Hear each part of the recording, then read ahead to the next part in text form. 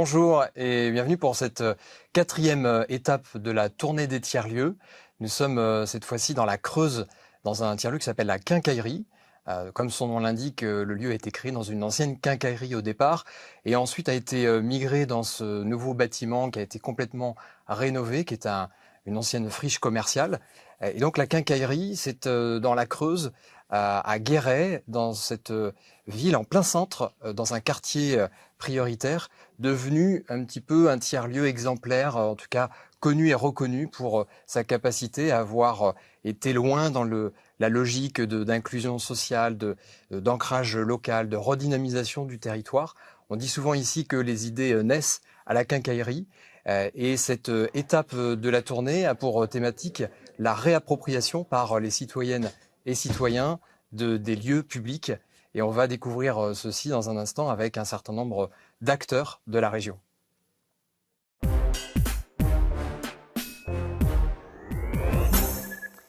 Nous sommes maintenant avec Baptiste Ridou. Bonjour Baptiste. Bonjour Mickaël. Donc, tu es le coordinateur de projet et le concierge de la quincaillerie. C'est ça. Donc tu vis et tu fais vivre le lieu au quotidien, au cœur du réacteur. On va pouvoir commencer peut-être par te demander de nous décrire un petit peu quelles sont les principales activités, parce qu'il y a une multitude d'activités, mais quelles sont les principales activités qui existent à la quincaillerie? Alors quincaillerie, c'est un lieu de vie avant tout. J'aime bien le décrire comme un lieu de vie parce que c'est un lieu où tout le monde, tout à chacun peut venir librement, gratuitement, au sein de l'espace commun qui est juste à côté de nous, où s'est installé depuis peu un bar associatif. Nous, après, on a mis en place différents modules parce qu'à l'instant T, ça correspondait à des besoins à la fois des usagers et du territoire. Donc ces modules, ils se traduisent par un laboratoire de fabrication, par exemple, où on va trouver des imprimantes 3D, une découpe laser, une brodeuse numérique, mais où on va y animer beaucoup d'ateliers de médiation numérique, parce que le numérique est un peu inscrit dans l'ADN de ce lieu-là. Moi, je viens de la médiation numérique, mon collègue Éric Durand vient de la médiation numérique, et sans en faire une fin en soi, comme a pu l'être une cyberbase à l'époque, en fait, on répond à des besoins contemporains des usagers. Donc il y a ce Fab Lab, il y a la médiation numérique, il y a une radio associative locale qui s'appelle Radio Pays de Guéret, pour laquelle on propose des studios. Ils étaient installés par ailleurs à Guéret avant, mais ils avaient un besoin de locaux, donc on a créé ces studios radio au sein du lieu. On est dans une salle de spectacle qui était un besoin aussi du territoire, c'est-à-dire qu'à Guéret, les associations organisent encore beaucoup de concerts dans un bar ou dans une salle municipale, la chapelle de la Sénatorie, mais soit on est sur une jauge de 40 personnes, soit on est sur une jauge de 400 personnes. Donc clairement, il manquait cette jauge intermédiaire. Donc on a créé cette salle. Et puis l'avantage d'avoir un studio radio à côté d'une salle de concert, c'est que matériellement, c'est relié. Donc tout ce qui s'y passe, on peut le diffuser à la fois en direct sur Internet et sur les ondes hertziennes. On propose un espace de travail partagé, parce que ça aussi, c'est un besoin contemporain, d'avoir un lieu où on puisse venir travailler, qu'on soit entrepreneur, association ou étudiant. Et puis des bureaux fermés, parce qu'on avait aussi des structures qui cherchaient des bureaux. Donc on accueille une école de musique associative, on accueille APF France Handicap, le réseau TELA, le réseau des tiers-lieux. Et puis on a une salle de réunion équipée en visioconférence et un bureau plus ponctuel, demi-journée, journée. Et puis l'avantage d'avoir un lieu ouvert comme ça, c'est qu'il y a plein de murs. Et du coup on fait aussi... alors pas galerie d'expo, mais en tous les cas, on est un lieu de diffusion culturelle non élitiste, j'aime bien dire. C'est-à-dire que tout à chacun peut venir exposer au sein de la quincaillerie. Très bien. Voilà, nos différentes portes d'entrée.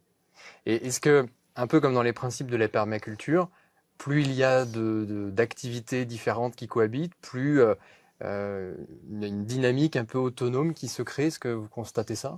Bien sûr, alors le lieu, alors sur la dynamique autonome, le lieu peut vivre sans que nous, salariés de l'agglo qui gérons le lieu, soit ouvert, c'est-à-dire que on a réussi, alors ça aussi ça a été une difficulté du fait qu'on soit un service public, mais travailler un modèle qui fasse qu'il y a un système d'accès par badge avec des alarmes et tout ça, et 90 usagers ont accès au lieu, j'ai envie de dire 24 heures sur 24, 7 jours sur 7. Donc le lieu vit même le soir, les matins très tôt, alors que nous ne sommes pas là.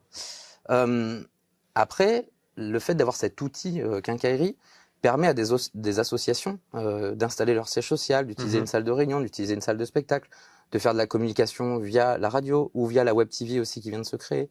Donc on a une trentaine d'associations résidentes qui vont de l'organisation, alors plutôt des associations, organisations socioculturelles, c'est-à-dire des concerts, mais on a aussi le groupement des agriculteurs biologistes de la Creuse, On avait l'assaut de préfiguration du planning familial, on a le mouvement de la paix, voilà, en fait, il y a tout un tas, une pluralité en fait d'associations qui cohabitent dans ce lieu, qui se rencontrent, qui échangent et qui proposent aussi des activités auxquelles nous on n'aurait pas pensé. Et les entreprises dans cet écosystème, elles y trouvent quelle place, quel retour? Alors, on a différents niveaux d'usage, c'est-à-dire qu'on peut venir consommer la quincaillerie, c'est un droit. Ouais. On peut venir travailler 1 heure, on paye son heure de travail. Super, le café est chaud et les gens sont sympas. Ce degré existe. Nous, ce qu'on cherche plus, c'est l'implication et la contribution au sein du lieu. Ouais. Mais rien n'est imposé, c'est-à-dire que le tiers-lieu n'impose pas, il pollinise. C'est-à-dire qu'une entreprise qui vient 1 fois, 2 fois, 3 fois, peut-être que la 4e fois, elle aura plus envie de contribuer au lieu. Donc voilà, sur les entreprises, vous avez parlé de la Fabrique à Initiative qui crée des entreprises de l'économie sociale et solidaire. Il y a aussi un incubateur en économie sociale et solidaire qui vient de s'installer au sein de la quincaillerie. Donc voilà, ça va faire son petit bonhomme de chemin. L'aventure, elle est assez récente dans ce nouveau lieu. On a aménagé en 2020, enfin en janvier 2020 et en mars 2020, on a connu quelque chose qui s'appelait la crise sanitaire. Donc voilà, on reprend les activités, même si elles se sont pas délitées. Il s'est passé toujours des choses, même pendant les confinements, parce qu'on a réussi à fabriquer des matériels de protection, par exemple. Mais on sait que c'est le début de cette nouvelle histoire quincaillerie.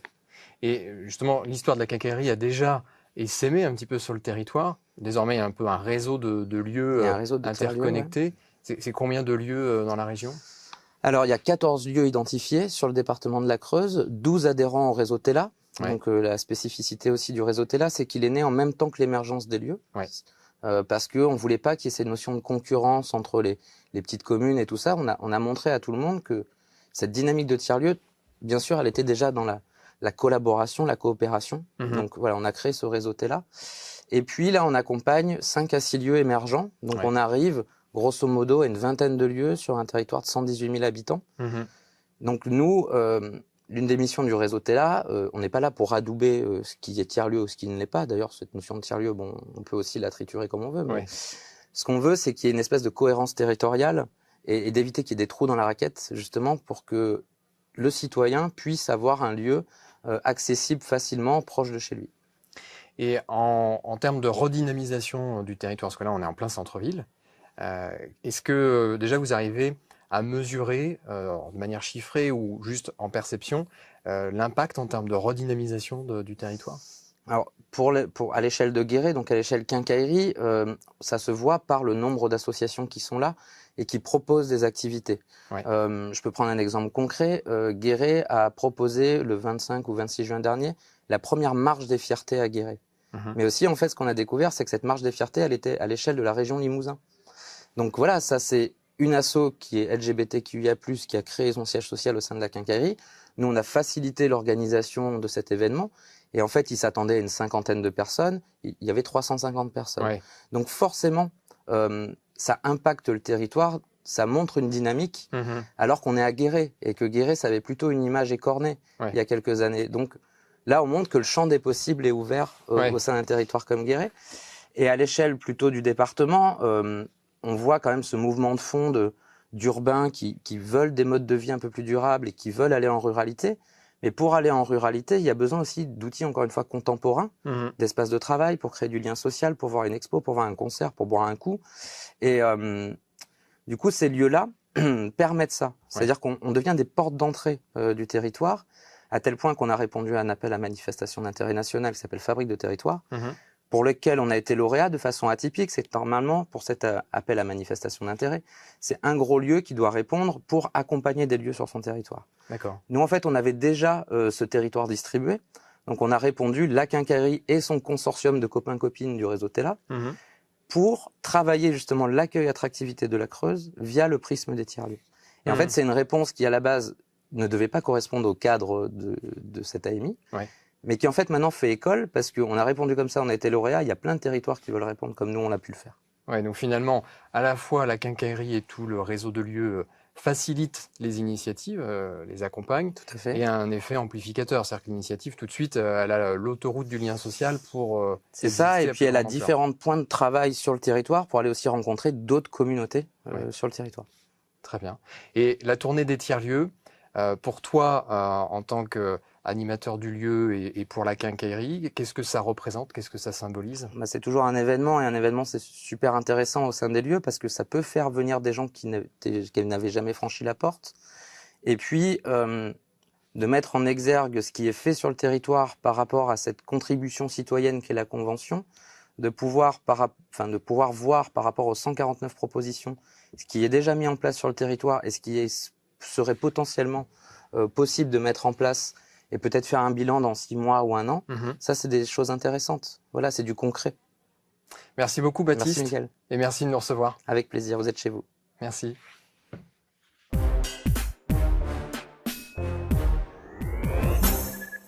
Éric Herrera, bonjour. Bonjour. Vous êtes le président de la communauté d'agglomération du Grand Guéret. Merci de nous recevoir dans votre région. Et merci de faire halte chez nous, surtout. Et c'est avec grand plaisir qu'on découvre cet espace inspirant qui est si réputé dans le milieu des tiers-lieux. Et justement, j'aimerais, pour commencer, vous interroger sur la culture locale.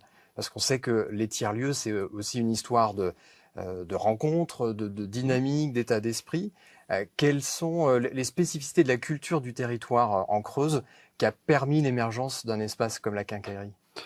Écoutez, je ne sais pas s'il y a des réelles spécificités sur l'ensemble du département de la Creuse. En tous les cas, ici, vous êtes sur un territoire qui a vu la naissance des coopérateurs de la Creuse, qui existaient à un moment donné dans le domaine de l'alimentation. Ouais. Mais c'est aussi le territoire de Pierre Leroux. Pierre Leroux qui a inventé l'économie sociale et solidaire, qui a inventé l'économie circulaire et au 19e siècle. Donc vous voyez qu'effectivement, on est dans une terre de tradition, de culture, en tous les cas de travail coopératif.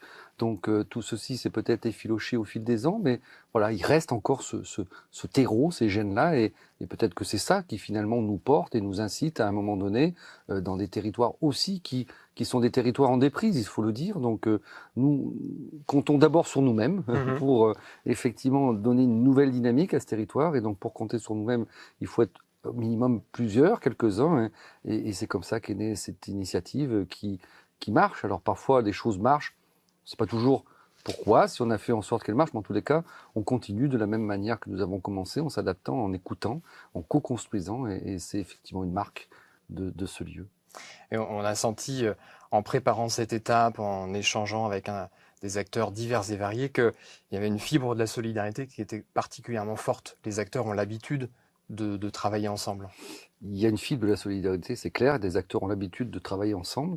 On trouve souvent aussi parfois les mêmes acteurs dans des structures différentes, mais parce que nous sommes un territoire de 118 000 habitants seulement, et l'aglo 30 000 habitants. Donc effectivement, parfois on peut être dans plusieurs associations différentes, mais je dirais que c'est aussi un territoire qui a une fibre humaine. Ouais. Et c'est ça qui nous intéresse. C'est-à-dire que comment on replace l'humain au cœur de nos préoccupations. Et ça, c'est effectivement quelque chose qui nous anime beaucoup, parce que dans un monde où on le voit bien, l'humain a laissé la place parfois à la machine ou à un économisme complètement débridé, ultralibéralisme. C'est pas nous ça. Comment on revient à une dimension humaine dans nos relations, dans notre économie, dans la façon dont on vit entre nous, c'est ça qui nous intéresse. Donc on a remis l'humain au cœur de nos préoccupations. Très bien. Et la quincaillerie, c'est aussi un espace qui a pu naître par le soutien de la communauté d'agglomération. Quel a été, vous l'avez un petit peu évoqué à l'instant, mais quel a été le point déclencheur qui a permis d'investir? Parce qu'à un moment donné, il s'agit surtout de mettre aussi les moyens de ses ambitions. Quel a été l'élément déclencheur? À quel moment les fonds ont pu être débloqués? C'est d'abord parti d'une idée, d'une ambition partagée et d'une rencontre, je dirais, entre le président que je suis et Baptiste Ridou, qui est le concierge aujourd'hui de la quincaillerie. Ouais. Et effectivement, ce feeling partagé pour qu'est-ce qu'on fait pour notre territoire, comment on essaie de changer les choses, comment, encore une fois, je l'ai déjà dit, mais c'est important, on replace l'humain au cœur de nos préoccupations, donc, mais en tenant compte aussi des aspérités du moment. Donc voilà, c'est parti à l'occasion d'une fête de l'Internet, vous voyez. Donc la partie numérique est présente, parce que c'est très prégnant. Le numérique est un outil formidable, mais ça peut être aussi quelque chose de dangereux, quelque part, si c'est mal utilisé. Donc voilà, c'est parti de ça, et à partir de là, effectivement, Baptiste m'a parlé de cette notion de tiers-lieu, mot que je ne connaissais connaissait pas forcément, mais par contre, ce qu'on y met derrière, oui. Et donc, nous avons décidé d'ouvrir un lieu, tester, d'expérimenter, pardon. Et moi, je revendique le droit à l'expérimentation et le droit à l'échec en même temps, parce que c'est pas facile de vivre ça pour un élu, parce qu'un élu, il aime que des succès, bien évidemment. Et se faire réélire, c'est pas mon objet. En tous les cas, moi, être élu, c'est un engagement, c'est pas mon métier. Donc, c'est pour ça que je n'hésite pas à prendre des risques. On a pris ce risque-là, ensemble, d'ouvrir, de voir, de tester. Il s'est passé plein de choses à ce moment-là, parce qu'on a fait revenir le citoyen. Et non seulement il a pu prendre la parole, mais on l'a écouté aussi. Donc après, eh bien, la collectivité a mis des moyens. Ça a toujours été voté à l'unanimité, effectivement, les moyens qu'on a pu mettre. Et nous sommes le seul tiers-lieu de Nouvelle-Aquitaine, et peut-être même au-delà, qui est un service d'une collectivité, qui est un service public local. Et ça, c'est important, et j'y tiens. Ouais. Donc là, on est vraiment dans le concept de commun à l'état pur et la volonté donc de réappropriation qui est le thème de cette étape. Absolument, vous avez tout dit. Et comment parfois aussi on réécrit des politiques publiques quand elles sont un peu défaillantes ou qu'elles ne correspondent pas à l'objectif que l'on voulait initialement. On écoute les gens et on peut effectivement aussi changer un certain nombre de choses. Donc vous êtes ici effectivement dans un lieu de co-construction avec la population. Mais il faut toujours élargir parce que c'est un combat, une pédagogie permanente. Parce que, encore une fois, pour des élus, c'est une prise de risque. Voilà. Mais moi, je crois fondamentalement que l'avenir des territoires passe par des coopérations entre le monde associatif et des élus locaux. Voilà. Il ne faut pas attendre d'en haut, à nous de nous prendre en charge. Et à l'échelle de l'agglomération, au-delà de l'initiative de la quincaillerie, par rapport à l'idée et l'ambition de départ, la vision, aujourd'hui, l'aventure en est où en termes d'essaimage et quelles sont les envies et surtout les objectifs à 2, 3, 4, 5 ans? Alors écoutez, l'aventure, c'est une belle aventure, mais qui continue. Il y a toujours un fil commun par rapport à l'idée originale, mais après qui a cheminé justement en écoutant les gens, et cet outil a grandi, ne serait-ce que... Vous voyez, nous sommes ici dans un lieu qui n'était pas le lieu d'origine. Donc, nous avons aménagé un nouveau lieu que nous avons acheté en tenant compte des besoins des gens qui y travaillent, qui viennent, parce qu'il y a un tiers-lieu, il y a un espace de coworking, il y a un Fab Lab, il y a tout ça. Donc, on tient compte des différents usages du tiers-lieu. Ce lieu est évolutif. Et donc, mais il y a toujours cette fibre, bien évidemment, qui était là d'une manière originelle. Et après, nous travaillons actuellement pour réfléchir comment éventuellement ce tiers-lieu peut devenir une SIC.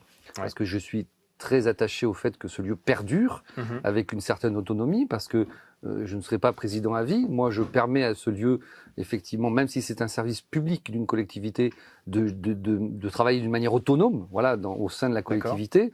Peut-être qu'un autre président ou une autre présidente future ne permettra pas ça. Donc, on tient à ce que cette fibre-là dure le plus longtemps possible. Donc, on réfléchit éventuellement à une SIC, et donc qui donnerait une certaine autonomie, mais tout en préservant des moyens, parce qu'il faut des moyens pour pouvoir fonctionner. Voilà. Et l'économie sociale et solidaire, pour nous, c'est d'abord des emplois créés qui ne se délocalisent pas, et c'est une économie qui remet aussi l'humain au cœur des préoccupations, et ça, on en a bien besoin. Merci beaucoup, Éric O'Hara. Merci à vous.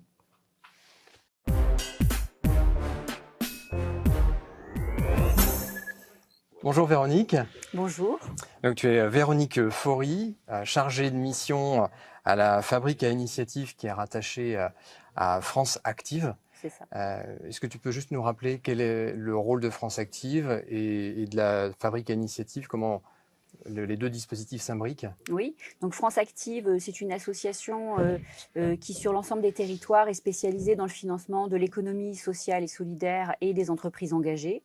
Et elle porte sur le territoire de l'Aix-Limousin une fabrique à initiative pour laquelle je suis chargée de mission. Et cette fabrique à initiative, elle a un mécanisme qui est intéressant, parce qu'il s'agit de partir d'abord du constat des besoins du territoire pour ensuite aller chercher les solutions puis les porteurs de projets. Est-ce que c'est une spécificité de la fabrique à initiative ou est-ce que c'est un modèle qui est déjà répandu comme méthodologie? Alors c'est un modèle spécifique en effet, on est donc répartis sur l'ensemble du territoire français et en fait c'est parti du constat que quand on a des porteurs de projets, il se passe des choses, c'est-à-dire qu'il y a des organismes qui existent depuis longtemps pour aider les porteurs de projets. Ils peuvent aller voir des pépinières, des incubateurs, des chambres consulaires, mais quand il n'y a pas de porteurs de projets, il ne se passe rien, alors que les territoires ont quand même des besoins. Du coup, on inverse le processus, on part du besoin du territoire, on cherche une solution dans le champ de l'économie sociale et solidaire, On veille à ce qu'elle ait un modèle économique viable pour le long terme. Ouais. Et ensuite, on cherche un porteur de projet et on l'accompagne. Donc, D'accord. on inverse ce qui existe dans la plupart des autres dispositifs. Et le dispositif est en place depuis combien de temps? Alors, nous, sur la Creuse, on existe depuis 2018. Et en quelques chiffres, combien de projets, combien de dispositions? Alors, on a démarré en 2018. 2018-2019, ça a été la mise en place plutôt d'une équipe de partenaires avec lesquels on travaille. Ouais. Les projets ont véritablement commencé à émerger en 2020 et aujourd'hui, on concrétise avec 3-4 projets qui sont créés. Et l'économie circulaire, je crois que c'est un sujet assez important dans Très les important. projets qui sont accompagnés. Oui. Est-ce que tu peux nous donner quelques exemples de projets un peu marquants sur l'économie circulaire? Alors, le projet le plus emblématique sur l'économie circulaire, on l'a appelé EC-Cube, économie de la construction circulaire, économie circulaire de la construction en Creuse. Oui. Voilà. En fait, l'idée, c'est que les entreprises du bâtiment et des travaux publics ont des nouvelles réglementations qui vont s'appliquer à elles très bientôt. Ça a commencé en juillet, mais vraiment, c'est l'année prochaine que ça va arriver. Et du coup, l'idée, c'est de se coordonner pour permettre à tous les artisans du bâtiment et des travaux publics de la Creuse de déposer leurs déchets dans des points le plus près possible de leur lieu de chantier. Donc, en fait, avec à la fois des collectivités, des entreprises privées et des syndicats mixtes de déchets, on structure le département par un certain nombre de plateformes pour leur permettre, à moindre coût, on va dire, puisqu'on mutualise tout ce qui est possible de mutualiser, pour permettre aux artisans de répondre à leurs futures obligations. Donc c'est à la fois d'être en capacité de collecter les déchets, C'est mais ça. j'imagine que derrière, c'est aussi toute une chaîne de valeur qui se crée pour la valorisation des déchets. C'est ça, c'est-à-dire que pour la valorisation des déchets, compte tenu de la taille de notre département, c'est l'échelle départementale qui est la seule pertinente. Donc avec ces plateformes, on regroupe tout à un point central sur Guéret. Et ensuite, on est en train de travailler sur des ateliers de démantèlement, sur du réemploi, des matériothèques. Vraiment, on boucle la boucle complète sur l'ensemble du territoire. Et toute cette chaîne de valeur, une fois en place, ça peut représenter combien d'emplois, par exemple? Alors, on est encore qu'au démarrage du processus, on va dire, aller au minimum une dizaine. Ouais. Et puis après, ça dépend de notre imagination et des choses, mais ça peut être beaucoup plus. En fait, on commence par travailler la collecte parce que c'est le plus simple, mais derrière, il y a plein de choses à faire. Oui, en fait, ça fait effet un peu boule de neige. C'est ça. Plein de projets peuvent être imaginés au fur et à mesure des avancées. On va dire, il n'y a pas un mois où on n'a pas une nouvelle piste de développement et où on ne se dit pas, tiens, on peut aussi aller dans cette voie-là. C'est-à-dire que, par exemple, au départ, on avait tout de suite pensé à matériothèque, mais il est très rapidement apparu nécessaire de déconstruire. En fait, si on prend que les matériaux enlevés à l'arrache, on va dire, des chantiers, ça ne sera pas forcément ceux-là qui seront le plus faciles à réutiliser. Mais si on les démonte avec la volonté dès le départ de les réutiliser, on gagne sur la qualité des matériaux qu'on va récupérer. Donc, on gagne sur l'économie circulaire. Du coup, un atelier de déconstruction est en projet. Et pareil pour les menuiseries. Les artisans nous ont dit, mais nous, on veut bien, mais qu'est-ce qu'on fait des menuiseries? Bon, menuiserie, c'est verre, bois, métal, ou PVC, bois, PVC, verre et métal. Ça ne rentre pas dans les cases.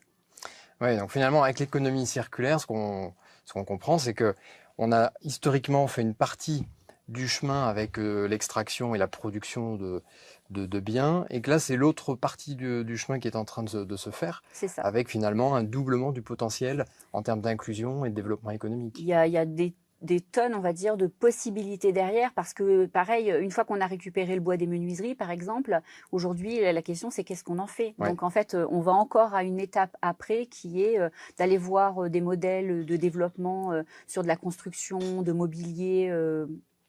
Je sais pas, on a vu des gens qui font du mobilier urbain, on a vu des gens qui font du mobilier design, enfin vraiment des belles choses avec le recyclage, la réutilisation de ces montants de fenêtres.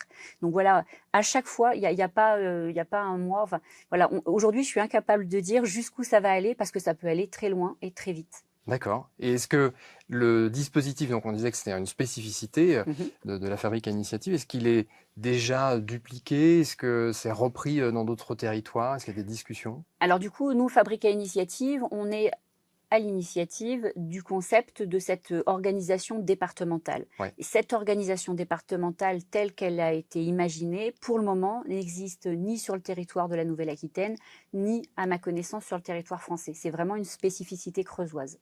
D'accord, donc c'est un exemple finalement à promouvoir pour que ça C'est puisse ça. inspirer d'autres initiatives. C'est ça. Merci beaucoup, Véronique. Mais il n'y a pas de quoi. Merci à vous de m'avoir invité.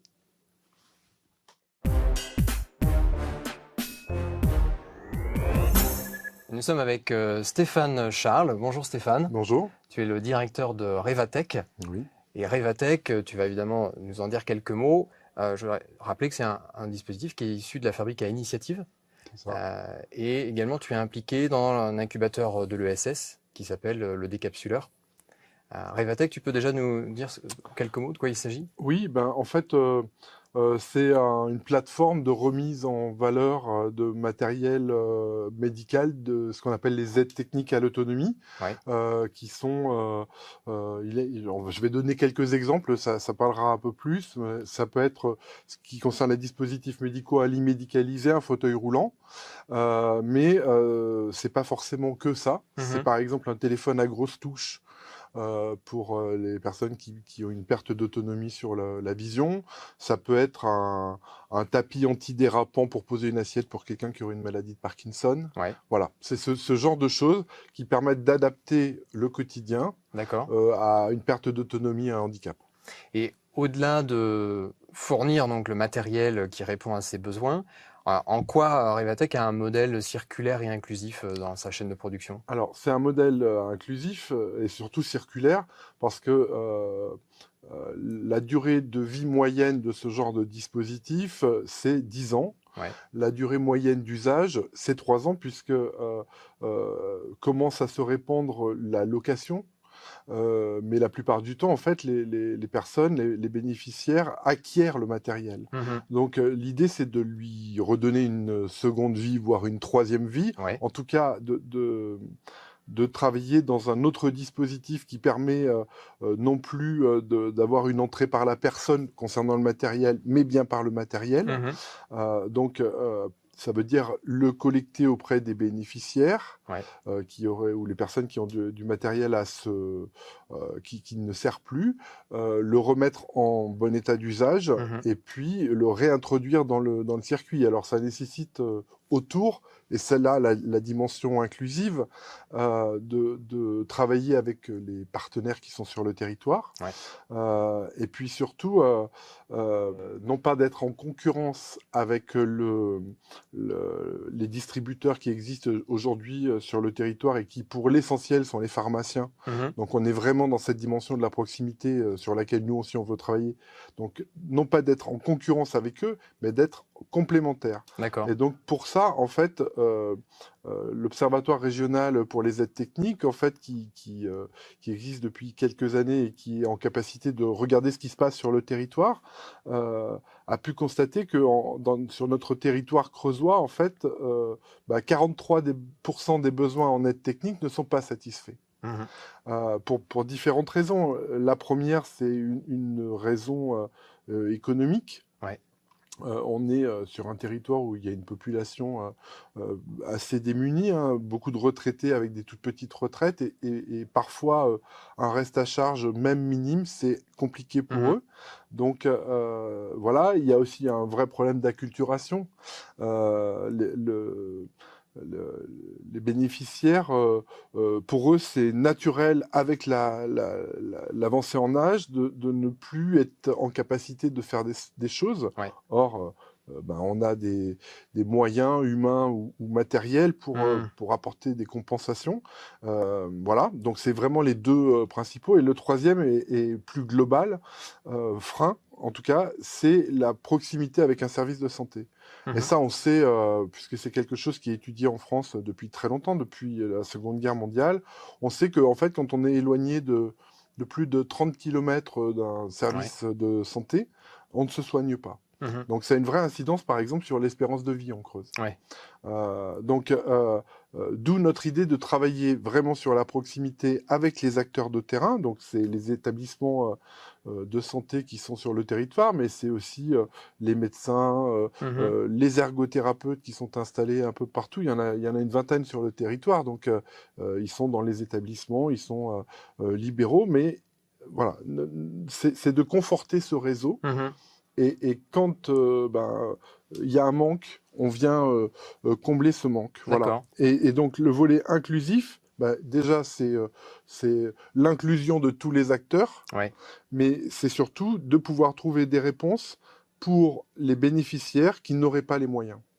Et quand tu parlais de complémentarité par rapport à des circuits plus classiques, et notamment les acteurs tels que les officines et pharmacies, est-ce que ça va jusqu'à travailler ensemble? C'est-à-dire la pharmacie peut recommander et distribuer les produits en eux-mêmes? Bien sûr, un des points qu'on a relevé comme difficile pour les pharmaciens, c'est la multiplicité des fournisseurs. Ouais. C'est quelque chose qui n'est pas simple à gérer. Mhm. Donc,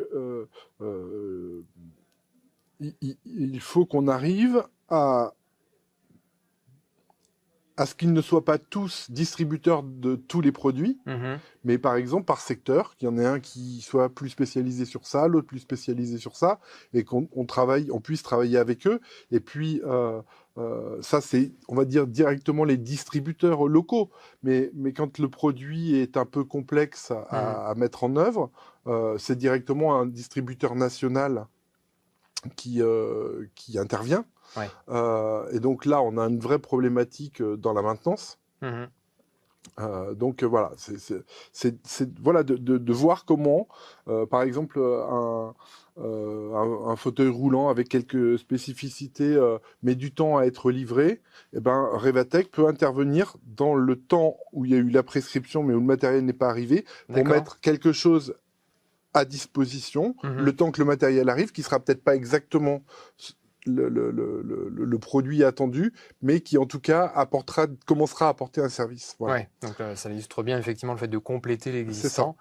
Et d'un point... Oui, il y a encore une autre dimension à tout ça, c'est que là, on a parlé, on va dire, d'avoir le matériel, de voir comment on accompagne les personnes, Mhm. mais malheureusement, il n'y a pas que les bénéficiaires, Ouais. il y a aussi la population des aidants. Mhm. Qu'ils soient familiaux ou qu'ils soient mis à disposition par un service associatif pour la plupart dans notre département. Donc, il faut aussi former les aidants ou informer les aidants pour deux choses. D'abord parce que c'est eux les principaux usagers qui utilisent le matériel. Et puis, la deuxième chose, c'est que si on est à 43% de besoins non satisfaits, c'est aussi qu'on a un vrai problème de repérage. Ouais. Or, c'est eux les acteurs de terrain. Donc, les sensibiliser, eux, aux outils dont ils pourraient bénéficier, eux, et les personnes en perte d'autonomie, qu'ils aient un peu plus de connaissances sur ces outils-là, c'est un moyen de développer l'usage. D'accord. Voilà. Et donc ça passe par de la formation, par exemple? Oui. Vous êtes centre de formation C'est chez ça. Revatech? Alors, nous, directement, non. Encore une fois, l'idée, c'est pas de multiplier les outils. On a des structures sur notre département qui sont centres de formation, notamment le groupement des employeurs médico-social ça passe par une du collaboration. département. Voilà. L'ADAPI qui a Formadapt, donc plus spécialisé sur les personnes en situation de handicap. Mais avec le département, il y a un travail autour de la formation des aidants. Mais nous, on a une connaissance technique. Donc l'idée, c'est de voir comment, dans une collaboration, on peut construire des outils. D'accord. Voilà, y compris accueillir ces formations chez nous, puisqu'on a le matériel à disposition. Et la réglementation, est-ce qu'elle peut présenter parfois des freins au développement de la circularité du modèle? Bien sûr. Oui, il faut s'adapter. Alors, on a c'est un monde qui est vraiment en pleine mutation. L'année dernière, au mois d'octobre, est sorti un rapport qui avait été commandé par le secrétariat d'État pour les personnes handicapées, et donc qui fait un certain nombre de préconisations. La première, qui nous impacte directement, c'est le fait que on ne peut pas être à la fois distributeur de matériel médical et pôle de conseil et d'information. D'accord. Donc, ça nous a amené à dissocier notre Revatech en 2 structures et à créer un centre d'information et de conseil pour les aides techniques. Alors, c'est pas, ça n'a, on n'a rien inventé, hein, il y en a un certain nombre sur le territoire, mais ça pose la vraie problématique, là pour le coup, de comment on finance un CICAT, un centre d'information et de conseil, parce que si comment le conseil, c'est pas quelque chose qui rapporte, et donc comment on fait vivre le modèle économique. Donc tous les CICAT qui pour le moment existent en France sont tous adossés à une autre structure. D'accord. Donc il y a un travail à mener autour de ça, et un travail qui est déjà mené au niveau national avec la CNSA. La structure qui s'intéresse à la question de l'autonomie, potentiellement 5e branche de la sécurité sociale. D'accord. Voilà. Bon, voilà, donc on est obligé de dissocier ces 2 dimensions. Après, sur le matériel lui-même, on a une vraie demande qui émane des SSR sur le territoire concernant les fauteuils roulants électriques. C'est un bien qui est extrêmement onéreux. Sauf que en fait, dans la liste des matériels pris en charge par la sécurité sociale, le fauteuil roulant électrique n'est pas un dispositif qui peut être mis en location. Il ne peut être que mis en vente. Alors, il y a des raisons à ça. Essentiellement parce que beaucoup de gens en ont abusé. Mais donc voilà, il faut qu'on trouve. Alors, cette question-là, on l'a pas résolue. On n'a pas encore résolu. Mais on cherche collectivement des solutions avec les établissements qui ont des services de SSR. Voilà. D'accord. On y va beaucoup à tâtons. Hein. C'est loin d'être une science exacte. Et pour ça, ces collaborations, elles se construisent à l'échelon de la Nouvelle-Aquitaine, pour nous. Avec d'autres plateformes comme la nôtre. Il y en avait une à Bordeaux, il y en a une dans le Lot-et-Garonne, avec lesquelles on a des collaborations importantes. Au niveau des CICAT, on essaye de mener une réflexion avec ceux qui existent et ceux qui sont à créer. En Nouvelle-Aquitaine, nous, on travaille aussi beaucoup avec des CICAT qui sont sur les Pays de la Loire et la Bretagne. Donc là, on passe à une échelle un peu plus conséquente encore, le Grand Ouest. Voilà, et ce qui est... et après, sur des choses plus locales, parce qu'en fait, quand on traite du fauteuil roulant, par exemple, on traite aussi du démantèlement. Parce que la durée de vie, elle est marquée par une réglementation. Et donc là, ces collaborations-là spécifiques, on les travaille avec d'autres acteurs du territoire. Alors, la Fabrique à Initiative a un vrai lien puisqu'ils mènent des projets sur le traitement des déchets. Donc, les interlocuteurs, c'est les mêmes. Ça permet de créer des connexions entre les initiatives. Exactement. Et donc, c'est extrêmement intéressant parce que ça nous permet aussi de travailler sur l'insertion, sur le volet de l'insertion. Donc là, la collaboration avec les autres chantiers qui sont sur le territoire est importante pour être efficient le plus rapidement possible et d'être complémentaire parce qu'il y a d'autres chantiers, par exemple, qui font de la collecte sur l'ensemble du territoire. Donc comment on se relaie.